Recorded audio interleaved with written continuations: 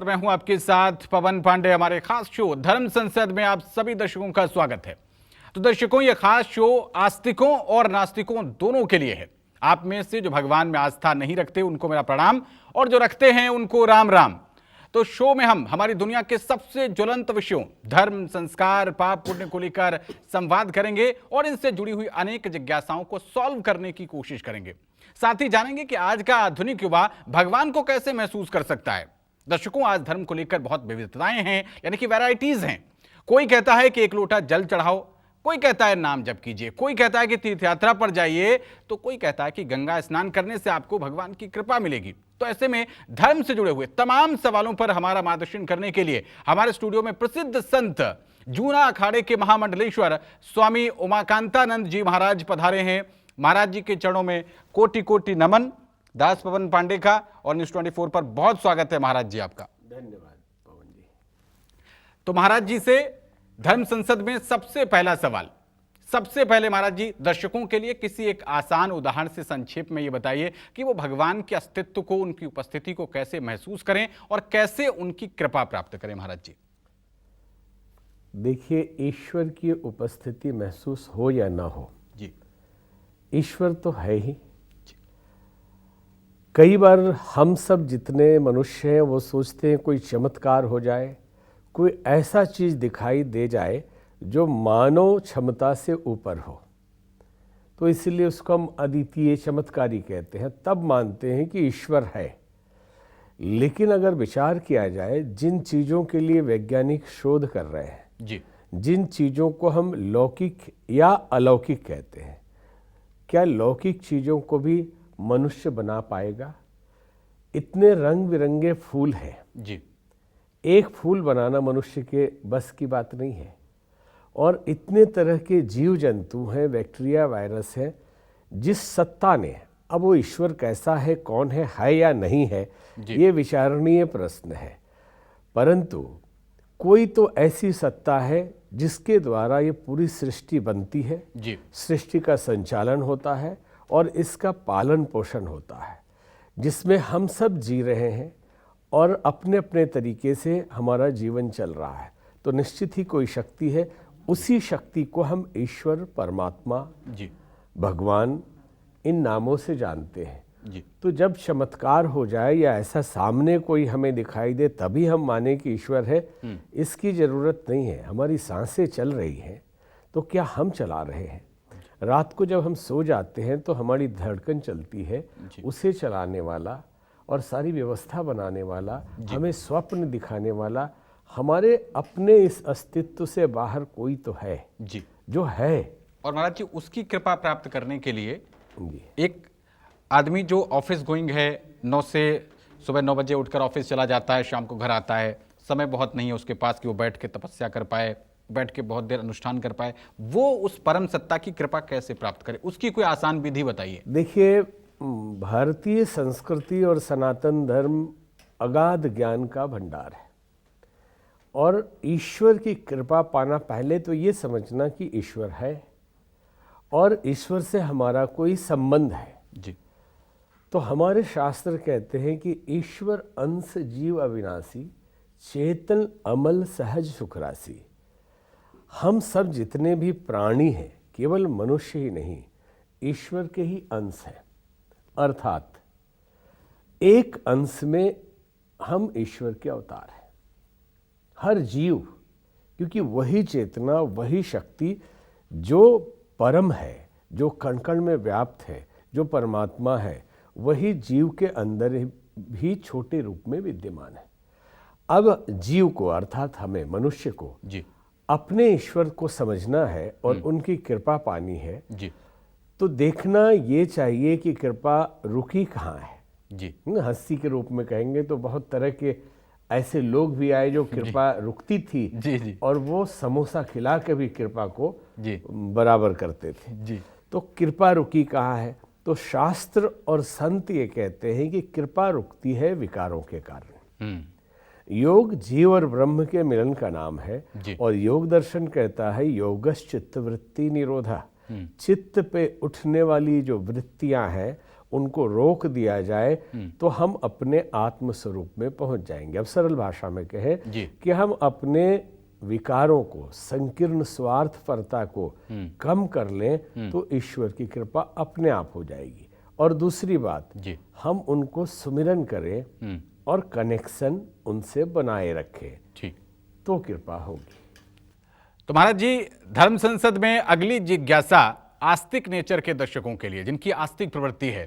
दरअसल उनका मानना है कि अपने देश के अधिकांश बाकी के जो धर्म हैं उनमें एक की ही मान्यता है, वो एक को ही पूजते हैं, जबकि सनातन में तमाम मत, संप्रदाय, कई अवतार, कई स्वरूप हैं, हर संप्रदाय अपने इष्ट को श्रेष्ठ बताता है। तो इस वजह से धर्म के बारे में जो शुरुआती जानकारी युवा ले रहा है वो कंफ्यूज हो जाता है कि वो किसको माने, किसकी पूजा करे, कौन बड़ा है। महाराज जी देखिए, इसमें कौन बड़ा कौन छोटा ये समझना बहुत महत्वपूर्ण नहीं है जी। दूसरे धर्मों की जहाँ तक तुलना की बात है कि एक ग्रंथ है, एक ईश्वर है। ईश्वर तो वास्तव में हमारे यहाँ भी एक ही है और हमारे शास्त्र भी यही कहते हैं कि एको देवा सद्विप्रा बहुधा वदंती। ईश्वर एक ही है, ज्ञानी लोग उसे अनेक नामों से पुकारते हैं। अब समझने जैसा ये है कि 33 कोटि देवता जी। 33 कोटि का अर्थ 33 करोड़ यहाँ पे नहीं है जी, क्योंकि अगर 33 करोड़ आप लेंगे तो भारत जब आज़ाद हुआ उस समय भारत की जनसंख्या 30 करोड़ थी जी। तो 3 करोड़ अधिक देवता थे, एक पे एक भी आदमी नहीं आ रहे जी।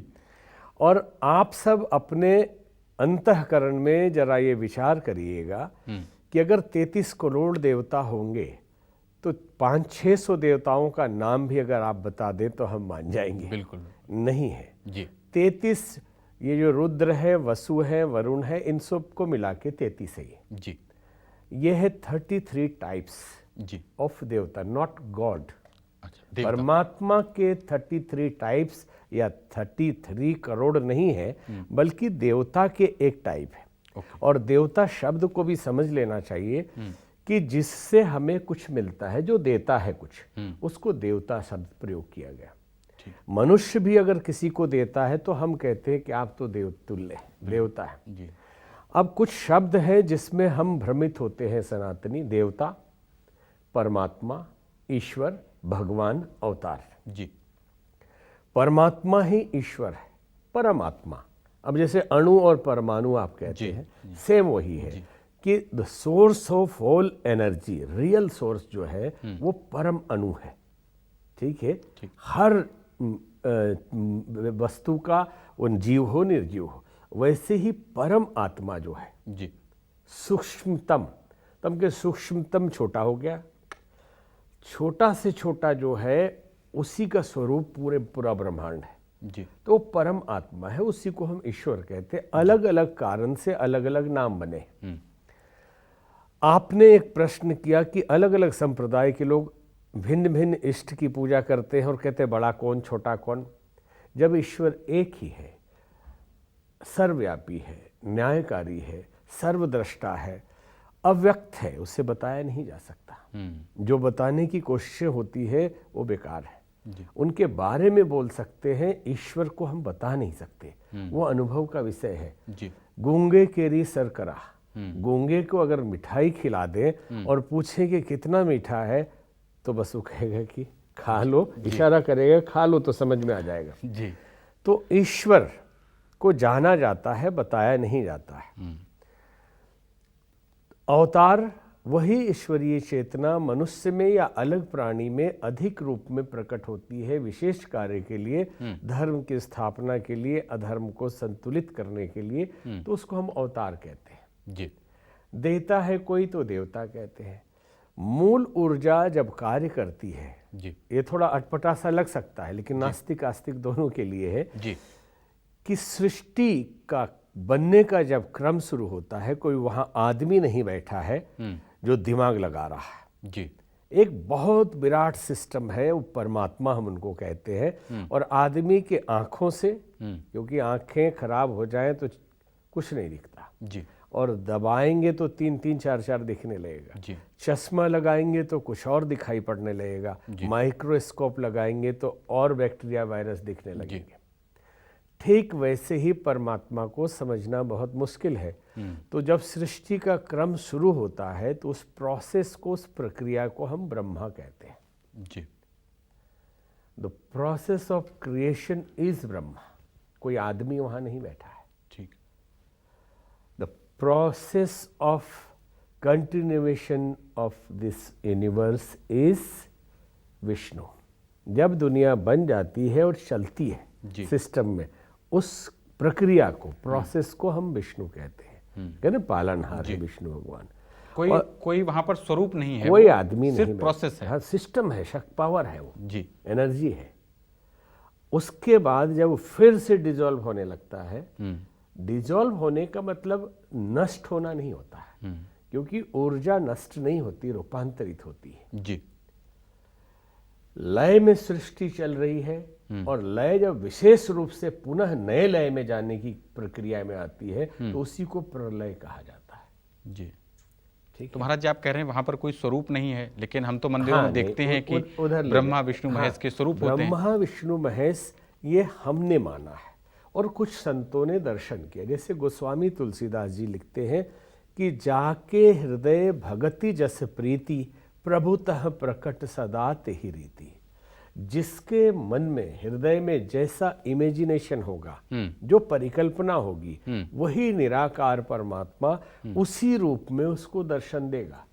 इसलिए निराकार ब्रह्म को हमारे भारतीय संस्कृति में कहा गया कि आप रूप के रूप में भी माने और उससे रिश्तेदार बना लो, कोई दिक्कत नहीं। तो हम भाई के रूप में भी परमात्मा को मान लेते हैं, पुत्र के रूप में भी मान लेते हैं, लड्डू गोपाल बालक रूप में मानते हैं, और मित्र सखा के रूप में भी पूजते हैं, माँ के रूप में जगदम्बा भवानी, और जो शाक्त संप्रदाय है जी, और हम पिता के रूप में भी मानते हैं, परमात्मा के रूप में भी मानते हैं। तो जिस रूप में हम मानेंगे, हमारी परिकल्पना जैसी होगी, वही ऊर्जा, वही शक्ति उसी रूप में, साकार रूप में भी हमें दर्शन देगी।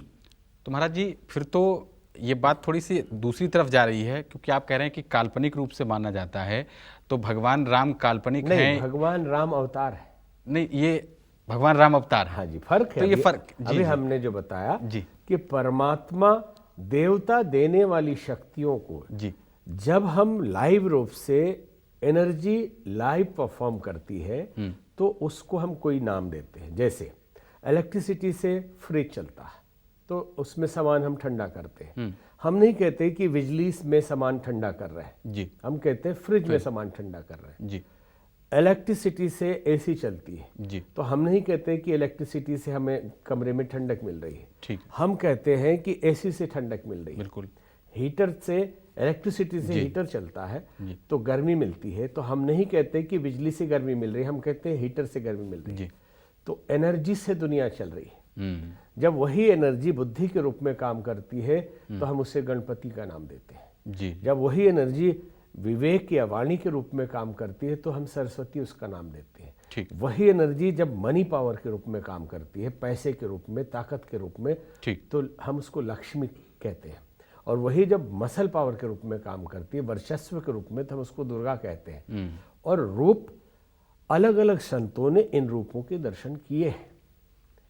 फिर वही बात आ गई कि तुलसीदास जी ने कहा, उस शब्द को ध्यान दीजिए कि जाके हृदय भगति जस प्रीति प्रभुतः प्रकट सदा तेहि रेति। प्रभु है, निराकार है, साकार भी वो होते हैं, लेकिन हमारी जैसी भावना होती है उस रूप में साकार वो लेते हैं। कोई कहता है कि ईश्वर निराकार है, साकार हो ही नहीं सकता है, कई लोग हैं कहने वाले।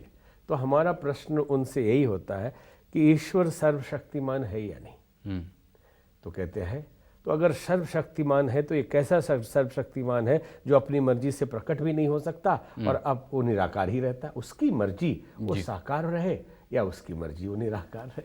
ठीक है महाराज जी, सनातन की चर्चा हो रही है और थोड़ा सा अब हम चर्चा को एक अलग मोड़ पे लेके चलते हैं। अभी हाल ही में सनातन एकता यात्रा निकाली गई बागेश्वर धाम के पीठाधीश्वर पंडित धीरेन्द्र शास्त्री के द्वारा। उसमें कहा गया, स्लोगन दिया गया कि जाति पाति की करो विदाई। और जातियां ये तो हमारे भारत में बहुत ज़्यादा महत्वपूर्ण स्थान रख रही हैं, तो ये जातियां जो हैं ये जन्म व्यवस्था जो आ रही है उसके आधार से मानी जानी चाहिए या फिर कर्म के आधार से मानी जानी चाहिए? और क्या जो कहा गया कि जाति पात की करो विदाई, वो उचित रहेगा सनातन के लिए? देखिए, सनातन के लिए ही नहीं बल्कि मानवता के लिए ये उचित है कि जाति पाति की विदाई हो जाए जड़ से।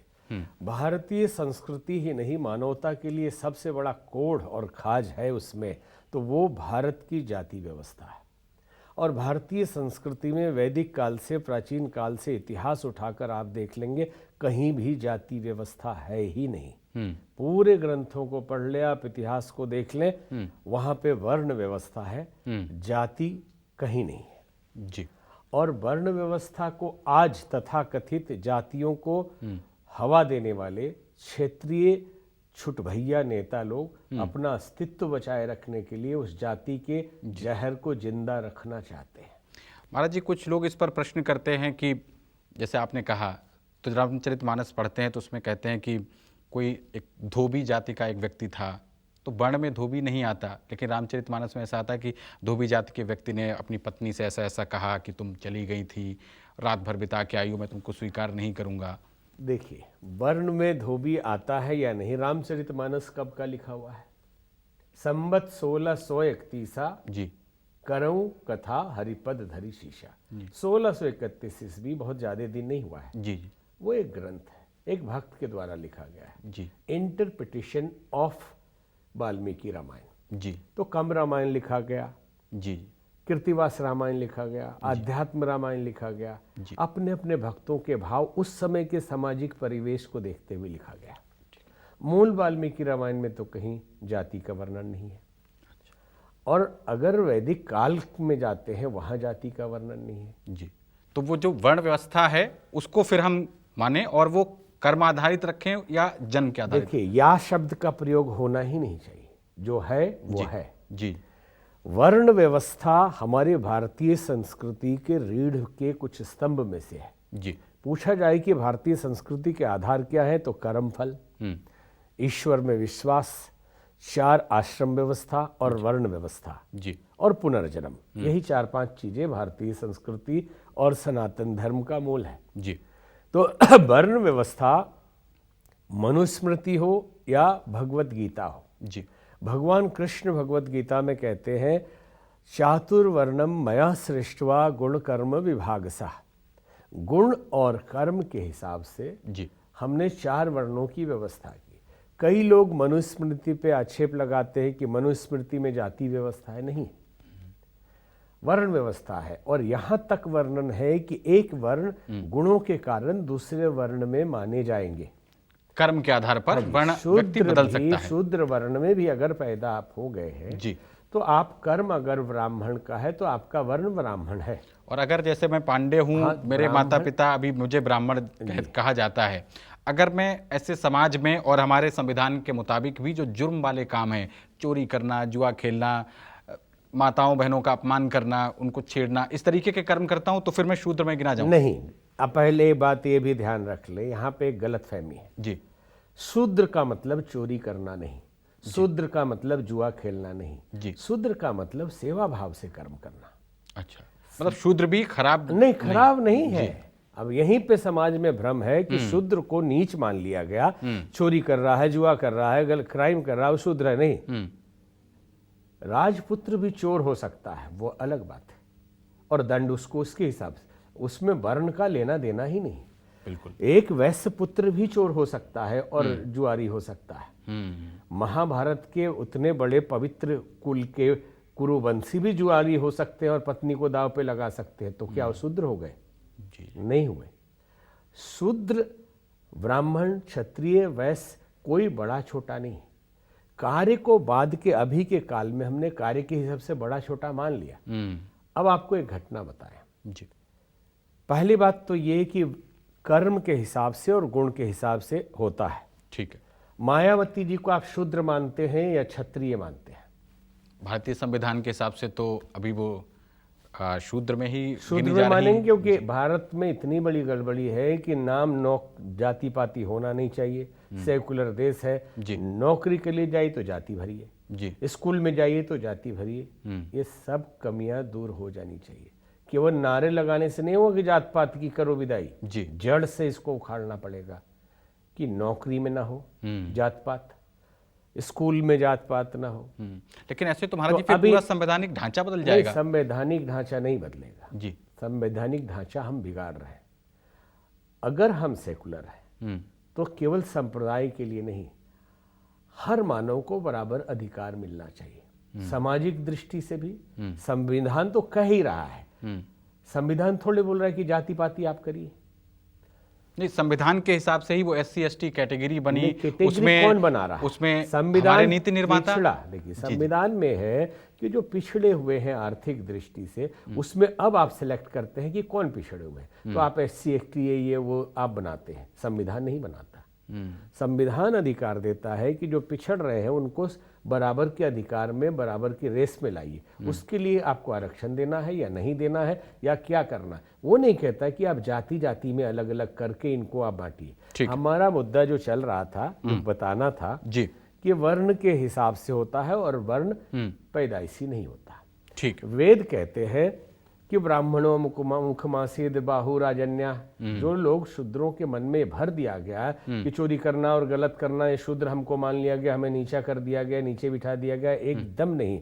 अगर ब्राह्मण मुख से पैदा हुआ है, या मुख को ब्राह्मण कहते हैं, भुजा को क्षत्रिय कहते हैं और पेट या जंघा को वैश्य कहते हैं, तो आधार स्तंभ पैर शूद्र है जी। तो उन शूद्र भाइयों को ये समझ लेना चाहिए कि हनुमान जी के मंदिर में जब जाते हैं तो मूर्ति खड़ी हो या बैठी हो, पूजा चरण की होती है, सिर की नहीं होती। बिल्कुल। गुरु जी के दरबार में जाते हैं तो गुरु जी का सिर नहीं पूजते, उनका पैर पूजते, शूद्र पूजते हैं। बिल्कुल। और मंदिर में कहते हैं शूद्र का प्रवेश नहीं, तो मंदिर की मूर्ति का पैर हट जाना चाहिए। बिल्कुल।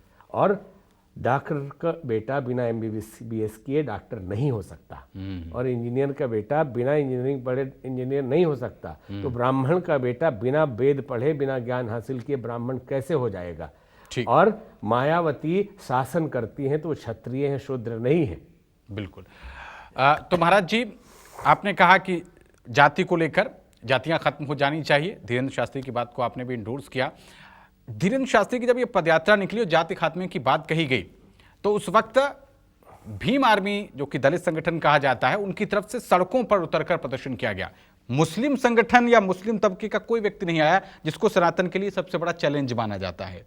तो क्या इस तरीके के जो दलित संगठन उठ गए हैं, या जो अपने आप को बौद्ध कहते हैं, ये सनातन के लिए बड़ा चैलेंज बन रहे हैं अब? क्योंकि मैंने कई जगह देखा भगवान के अवतारों के, भगवान राम के, भगवान कृष्ण के स्वरूपों को, मूर्तियों को तोड़ते हुए मैंने खुद देखा। देखिए, इसमें इस्लाम को, क्रिश्चियनिटी को कोई दिक्कत नहीं कि हर वो अपना जुलूस निकाल रहे हैं, इस्लामिक लोग, तो हिंदू अपना जुलूस निकाल रहे हैं, इसमें क्या दिक्कत है? अब प्रश्न उठता है कि तथाकथित, सब दलितों के लिए नहीं कहेंगे जी, तथाकथित दलित के नाम पे राजनीति करने वाले लोगों को बहुत तकलीफ हो रही है कि जहां जाति व्यवस्था टूट गई तो हम राजनीति किस नाम पे करेंगे?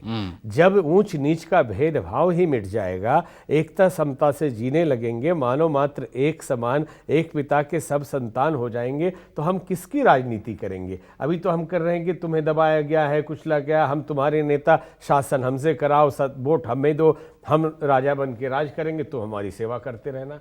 यही सदियों से होता रहा है। और आज भी जाति के नाम पे ये कुछ नेता, वो आपके राजा बन रहे हैं, वो दलित नहीं है, आप दलित है और वो आपका राजा है, वो क्षत्रिय हो चुका है, शासन में बैठता है, वो MP MLA बने हुए हैं, वो दलित कहाँ बचे हुए हैं? तो महाराज जी, ऐसे तत्वों से निपटने के लिए धर्मगुरुओं को, या संविधान में जो संवैधानिक पदों पर बैठे हुए हैं, DM SDM SP जैसे लोग, इन लोगों को अब क्या करना चाहिए? देखिए, DM SDM या संविधान या शासन इसमें कुछ नहीं कर सकता। मनुष्य को जो जहां है समाज में चिंतन स्वस्थ रखना चाहिए, और इन छद्म वेशधारी राजनेताओं को, जो छुटभइये नेता है और क्षेत्रीय राजनीति अपनी चमकाने के लिए जाति को आड़ बनाते हैं, उनसे सावधान रहना चाहिए। तो महाराज जी, कहा जाता था कि दुर्गुणों के, दानवों के नाश के लिए प्रभु का अवतार होता था। अब कहा जाता था कि जो गौ, ब्राह्मण, इनको सताए, यज्ञ में बाधा डाले, इस तरीके के लोगों को दानव उस वक्त माना जाता था। कलयुग में इसी तरीके का कर्म कुछ जो लोग कर रहे हैं। अभी दिल्ली में हाल ही में धमाका हुआ और 15 लोगों की अब तक मौत हो चुकी है उस मामले में।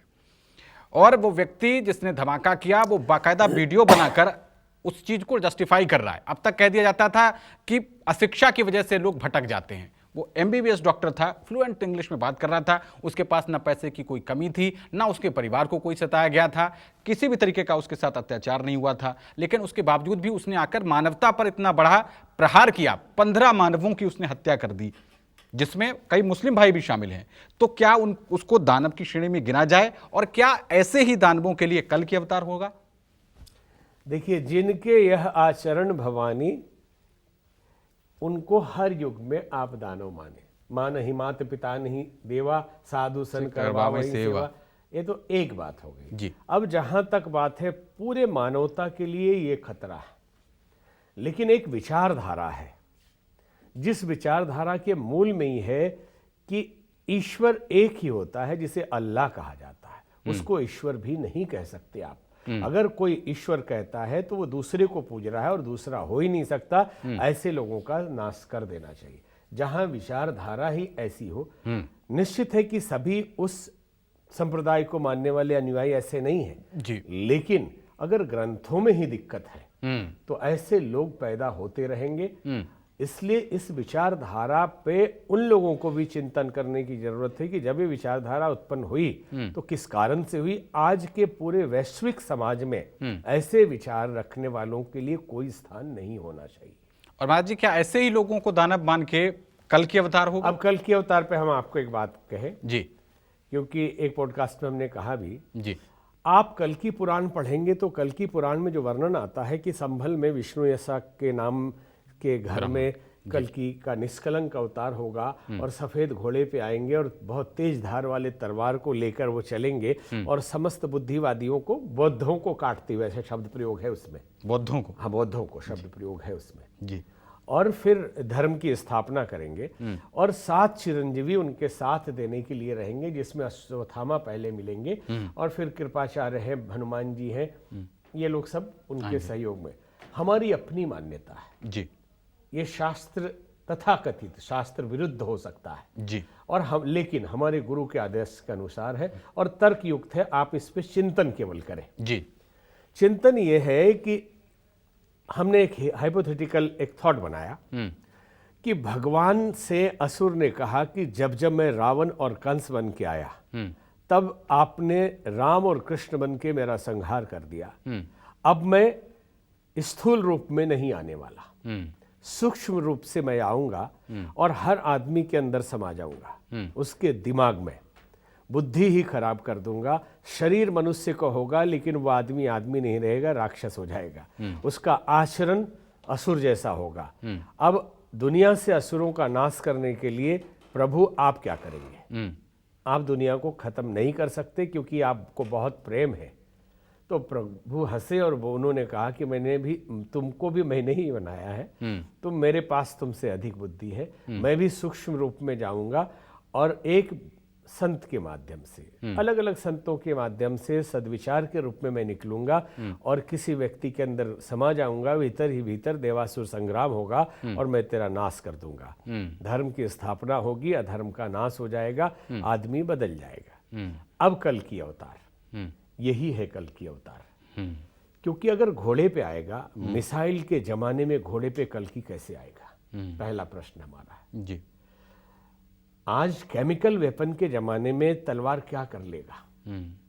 और संभल, क्या ये यूपी का संभल है? हजारों साल पहले वो ग्रंथ लिखा गया है। जी। या ज्ञानगंज और तवांग मठ की तरफ 4 डायमेंशन में कोई संभल है? आप तिब्बती ग्रंथ पढ़ें, तंत्र उसके पढ़ें, उसमें संभल का जिक्र है। अमेरिकन साइंटिस्ट और सर्वे में बहुत सारे संभल पर रिसर्च हुए हैं, इसी कल्कि के संभल जी, जो दूसरे डायमेंशन में है, जिस पे भारत में एक फिल्म भी बन गई कल्कि, अमिताभ बच्चन और प्रभास है। जी, जी, तो संभल निश्चित ही दूसरे डायमेंशन में है।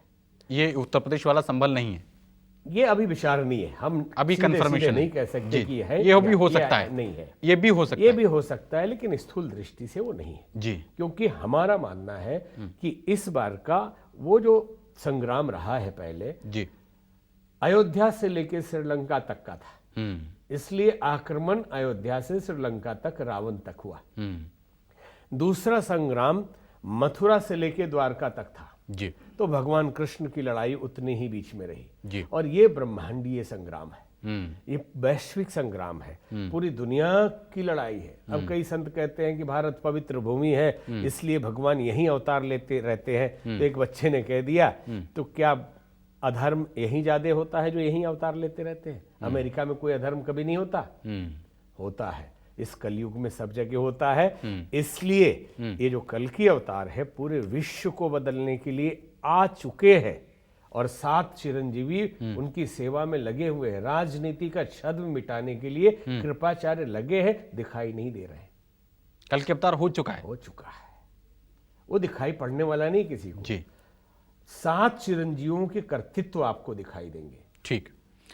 तो महाराज जी, अब हम इस कार्यक्रम के रैपिड फायर राउंड में चलते हैं, जिसमें हम जल्दी जल्दी या एक शब्द में भी जवाब देंगे। कार्यक्रम के अंत की तरफ हम बढ़ रहे हैं। महाराज जी, जो अभी अभी भक्ति मार्ग में प्रवेश किए हैं उनके लिए नाम जप ज्यादा या मंत्र जप ज्यादा, जो वो दीक्षा लें और उनके गुरु जो उनको मंत्र प्रदान करें, ज्यादा उनको क्या जपना चाहिए? देखिए, गुरु के द्वारा दिया गया नाम भी मंत्र ही है, और मंत्र भी भगवान का नाम ही होता है। अपने गुरु द्वारा दिए हुए मंत्र का जप करें।